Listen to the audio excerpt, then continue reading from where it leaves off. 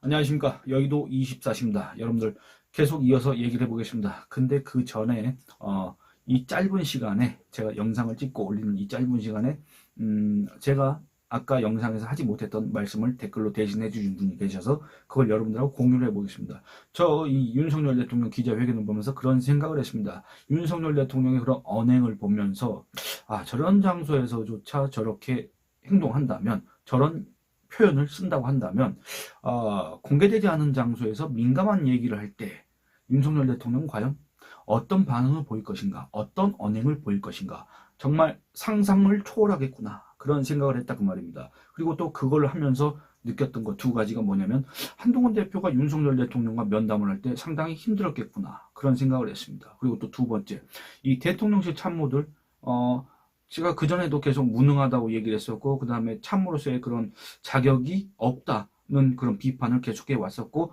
그리고 또 지금 앞으로도 계속 그런 얘기를 할 수밖에 없을 텐데, 대통령실 참모들도 상당히 힘들겠구나. 왜냐?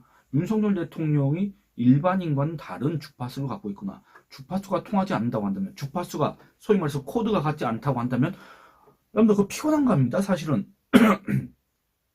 사람이란 게 이렇게 말이 통해야 되지 않습니까? 근데 말이 안 통한다. 정말 그냥 일방적으로 자기 하고 싶은 말만 한다고 한다면 그것만큼 피곤한 게 없습니다. 그런데 대통령실 관계자들은 피곤할 수도 있겠다. 그 나름대로의 고충이 있을 수도 있겠다. 그런 생각이 들었습니다. 그런데 이제 히읗, 디귿, 히읗님께서 그와 같은 취지로 이제 글을 남겨주셔서 제가 아까 그 얘기를 하고 싶었는데 깜빡했구나. 제가 그걸 깨달아서 여러분들하고 공유를 해봤습니다. 그리고 또 이 짧은 시간에 많은 분들께서 댓글 후원을 해주셨습니다. Y하트제이님, 그리고 또 깨연님, 또 희님, 이 세 분께서 댓글 후원을 이 짧은 시간에 또 해주셨습니다. 예, 감사합니다. 여러분들의 격려와 응원에 힘입어서 계속 얘기를 해보도록 하겠습니다. 사실은 여러분들 이게 지금 네 번째 찍는 영상입니다. 앞에 계속 오류가 있어서 똑같은 내용을 네 번째 찍고 있지만 그런 생각이 들었습니다. 이런 식으로 과연 언제까지 찍을 수 있을 것인가, 그런 생각이 들고, 만약에 이렇게 또 찍었다가 또 오류가 나면 어떨 것인가, 그런 생각이 들어서 조금 이렇게 더 간략하게 얘기를 해봐야 되겠다, 이런 생각이 들었습니다. 일단 그 뒤에 이어지는 내용은 명태균 논란입니다. 명태균 논란 여러분들께서 다 아시기 때문에, 그리고 또 최근까지도 그게 계속 회자가 됐기 때문에 더 이상 뭐 얘기할 필요는 없을 것 같다 생각이 들었습니다. 앞으로 이 지금 오늘 윤석열 대통령이 얘기한, 주장한, 해명한 그 내용과 배치되는 것들이 나올 경우에는 그때 가서 오늘 윤석열 대통령의 발언을 되돌아보면서 옳고 그름을 따지는 것도 중요하다고 생각합니다. 다만 오늘 명태균 논란과 관련해서 하고 싶은 얘기는, 윤석열 대통령이 명태균하고 그 연락이 있지 않습니까? 이게 대통령실이 내놨던 입장이 점점 늦춰지고 있고, 그러기 때문에 윤석열 대통령 또는 대통령실이 우리 국민을 상대로 거짓말을 한 거 아니냐? 왜 앞뒤가 다른 얘기를 하냐? 왜 정황 증거들과 배치되는 그런 해명을 우리 국민한테 내놨느냐? 뭐 감추고 싶은 거 있는 거 아니냐? 이런 비판을 자초할 수 있는 그런 주장들을 대통령실이 그간 해왔습니다. 경선 때 이미 인연 끊었다, 연락 끊었다, 연락하지 말라고 했다, 경선 후반부에 그렇게 했다. 이제는 대통령 당선이시죠. 대통령 취임 전날인 2022년 5월 9일에 그 내용도 뭡니까? 내가 김영선 공천 주라고 했는데 당에서 말이 많네. 이거 있지 않습니까? 이 녹음까지 나온 상황입니다. 그렇기 때문에 앞으로 뭐가 나올지 모르겠습니다만, 지금까지만 봐도 대통령실의 해명이 사실과는 다르다, 였지 않습니까? 대체 윤석열 대통령은 뭐냐?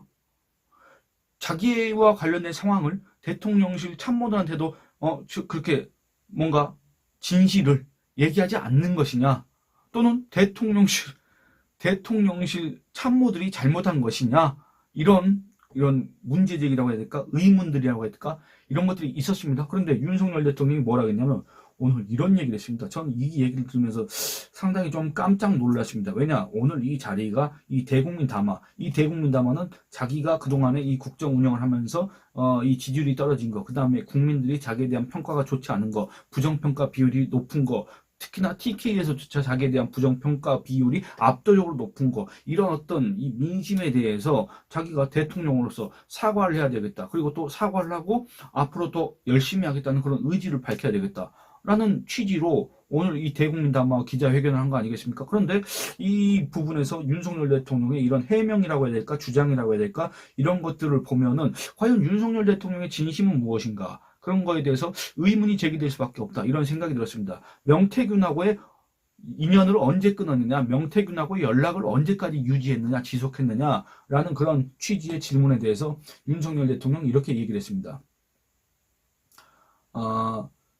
대선 당선된 이후에 연락이 왔는데 그게 뭐로 왔는지 모르겠다. 제가 전화번호를 지우고 텔레그램에는 이름이 여전히 남아있기 때문에 텔레폰으로 온 건지 아니면 전화로 온 건지는 잘 모르겠지만 하여튼 받은 적이 있다. 축하 전화를 받고 어찌됐든 명태균 씨도 선거 초유에 여러 가지 도움을 준다고 자기도 움직였기 때문에 수고했다는 얘기도 하고 이런 얘기한 기억이 분명히 있다고 제가 비서실에 얘기를 했다.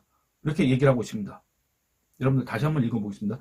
그런 기억이 있다. 무슨 기억이냐? 당선인 시절에 축하 전화를 받고 명태균 씨도 수고를 했기 때문에 그런 얘기를 수고했다는 얘기도 하고 이런 얘기한 기억이 분명히 있다고 제가 비서실에 얘기를 했다. 제가라는 거는 윤석열 대통령 자신을 얘기하는 거고 비서실이라는 거는 대통령 비서실 우리 국민들한테 윤석열 대통령 경선 때 이미 인연 끊었다라는 취지로 그 공식 입장을 나눴던 그 대통령실에 이미 자기가 아니다. 나 당선 시절에도 나 연락했었다. 수고했다고 했다. 립 서비스도 해줬다.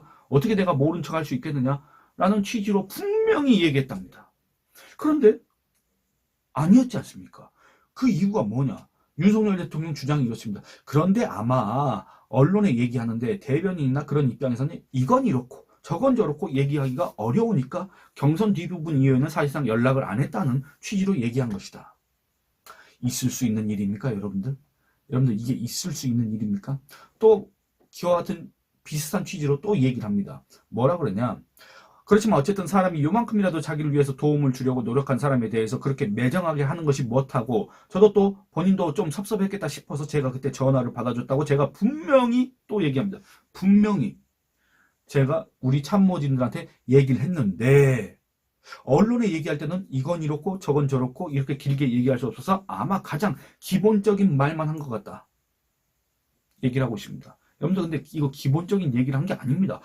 시기가 다르지 않습니까? 시점이 다르지 않습니까? 여러분들 분명히 윤석열 대통령에 따르면 자기 자신은 대통령 비서실에다가 나 당선인 시절에도 나 명태균이하고 통화를 했다. 그게 전화인지 텔레폰인지 텔레폰과 전화의 차이가 뭔지는 모르겠습니다.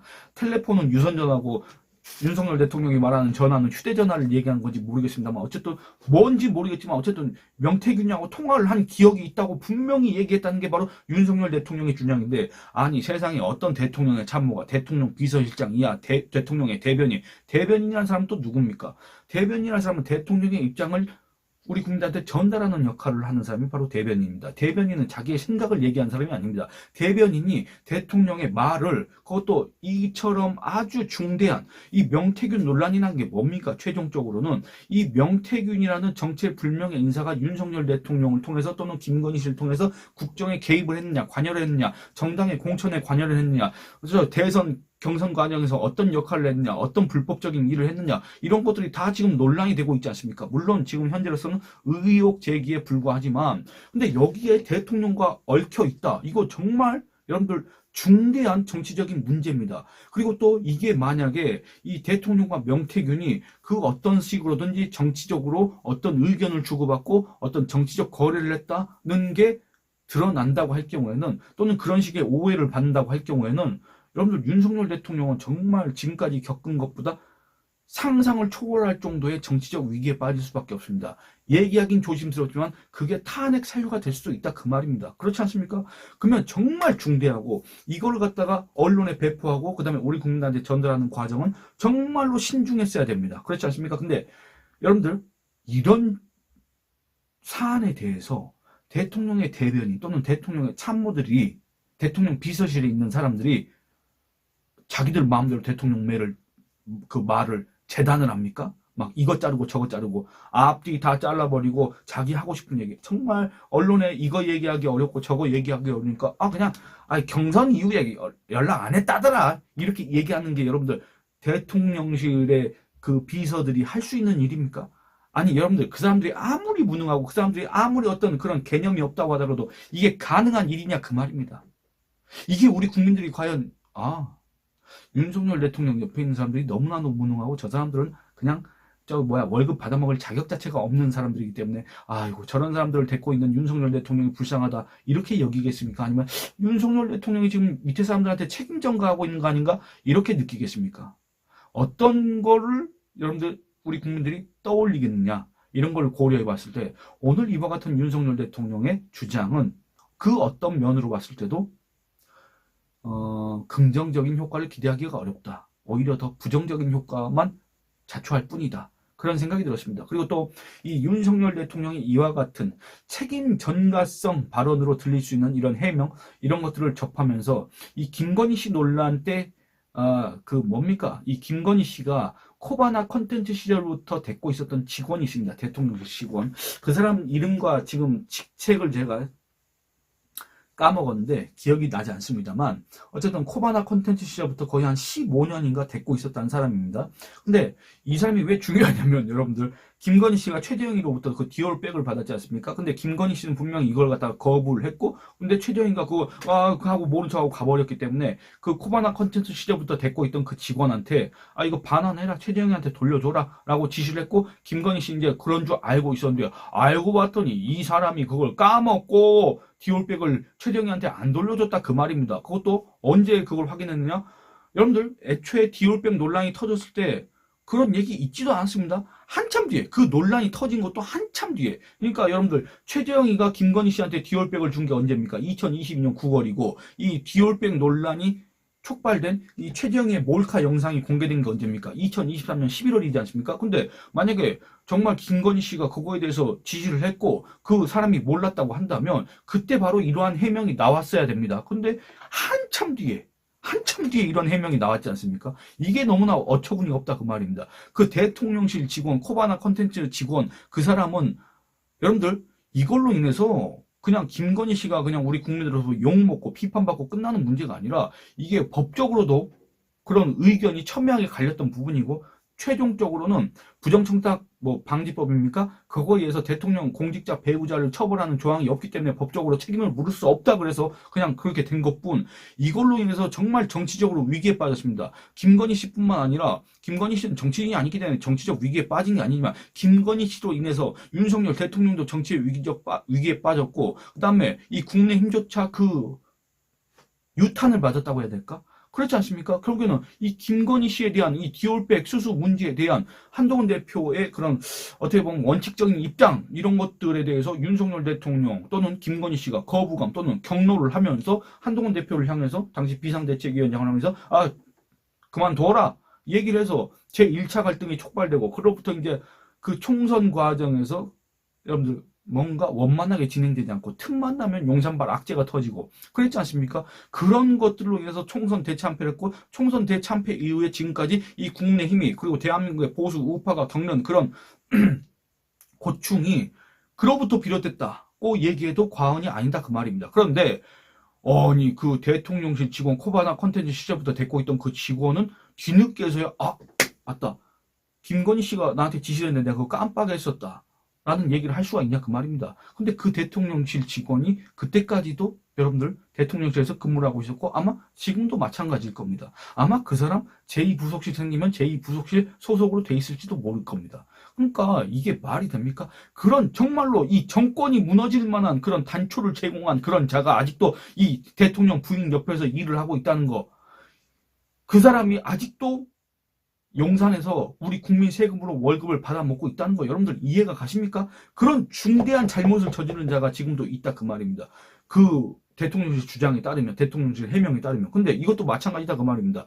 윤석열 대통령 탄핵 사유가 될 수도 있는 그런 거에 대해서 대통령의 비서진이라는 사람들이 참모라는 사람들이 대변인이라는 사람들이 자기 마음대로 대통령의 발언을 임의로 자르고 사실관계를 왜곡해서 언론에 다 알린다. 이게 가능한 일이냐 그 말입니다. 근데 왜 유독 이 윤석열 대통령이 있는 이 용산의 대통령실에서는 이런 일들이 이렇게 일어나느냐. 저는 여기에 대해서 상당한 의문을 제기할 수밖에 없습니다. 그렇지 않습니까? 여러분들 이거 어떤 일부러 트집을 잡기 위해서 하는 얘기가 아닙니다. 정말로 심각한 문제이기 때문에 그렇습니다. 윤석열 대통령 옆에 이런 참모들이 정말 있다고 한다면 정말 심각한 문제입니다. 아니 그렇지 않아도 어떤 경험이 부족하다는 비판을 받는 윤석열 대통령 앞에 이렇게 무능하고 이렇게 뭐랄까 기본 자체가 안 돼 있는 사람들이 포진해 있다고 한다면 이 나라가 제대로 운영될 수가 있겠습니까? 그것도 문제고 만약에 그게 아니라고 한다면 윤석열 대통령이 사실과 다른 얘기를 했다고 한다면 그것도 또 어마어마한 문제가 될 수밖에 없습니다. 왜냐? 우리 국민들한테 거짓을 주장한 게 되기 때문에 나중에 이게 거짓이라고 드러날 경우에는 정말 이것도 걷잡을 수 없는 윤석열 대통령의 위기가 될 수밖에 없습니다. 그 단초가 될 수밖에 없는데 어떤 쪽이든 정말 심각한 상황이다. 이런 얘기를 하고 싶습니다. 예, 여러분들 이 영상은 여기서 마치도록 하겠습니다. 좋아요 눌러주시고 의견 남겨주시고 또 채널 구독 권유, 영상 시청 권유를 해주시길 부탁드리겠습니다. 감사합니다.